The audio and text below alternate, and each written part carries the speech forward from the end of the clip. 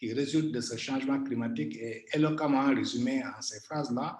L'Afrique est responsable de moins de 4% des gaz à effet de serre. Mais l'Afrique, à contrario, concentre 24, sur les 24 pays les plus vulnérables au bouleversement du climat, 15 sont en Afrique. Sur les 24 pays à l'échelle du monde, les 15 sont en Afrique. Et vous les découvrez avec moi. Bon, les conséquences, vous les voyez, ils sont de plusieurs ordres, depuis ce qui se passe à Casablanca, en Tunisie, à Saint-Louis, avec la montée des eaux, la déforestation, la baisse des précipitations, etc., qui se passe sur plusieurs parties de l'Afrique. Bon, certaines de ces parties sont aujourd'hui documentées dans le livre que Yves a produit. Les impacts, ils sont de plusieurs ordres. C'est sur la sécurité alimentaire d'abord, avec la baisse de la fertilité des sols, la salinisation des sols aussi, et les eaux souterraines qui sont salinisées, avec des conséquences sur l'agriculture, la désertification. C'est aussi des conséquences sur les villes et l'habitat urbain, notamment les inondations fréquentes. Il y a eu 2 ou 3 ans, on parcourt l'Afrique, on parcourt le monde, on voit les impacts de ces changements climatiques avec cette fréquence et cette récurrence des inondations. Dans certaines parties de l'Afrique, c'est aussi l'exode rural, mais ceux qui quittent les terres rurales viennent occuper les terrains urbains qui sont souvent non aedificandi. Et c'est aussi l'érosion côtière.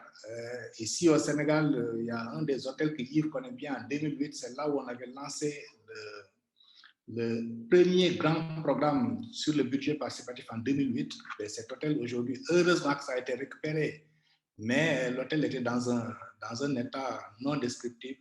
C'est aussi la disparition surtout des écosystèmes fragiles. Dans plusieurs parties du monde, les écosystèmes fragiles disparaissent.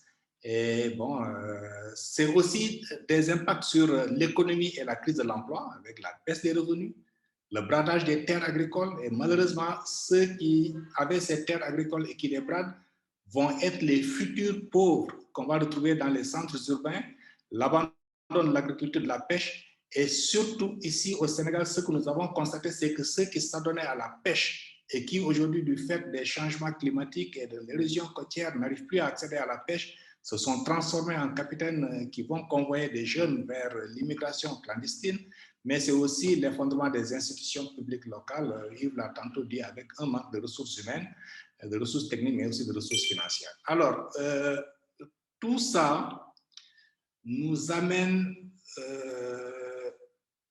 à mon avis, avec ce que Yves vient de présenter, qui laisse entrevoir une richesse qu'on peut tirer de ce panorama-là, nous donc pousse à lancer cet appel pour changer de paradigme autour de 2 aspects. Le premier, c'est, à notre avis, il faut bâtir des pactes locaux entre autorités et citoyens sur le climat. Et ces pactes peuvent être et doivent être fondés sur les approches de budget participatif. Yves l'a dit tantôt, c'est une mine d'or extraordinaire qui est encore largement sous-exploitée.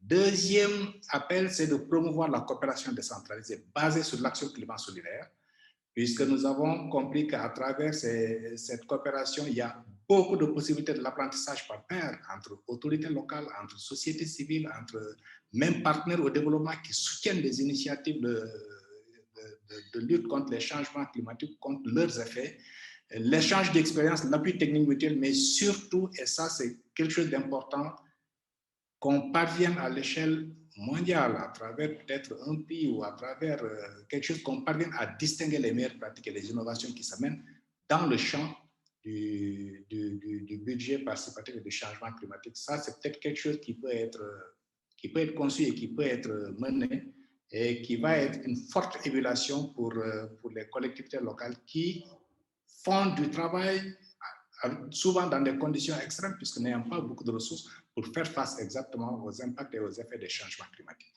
Je vais m'arrêter par là et annoncer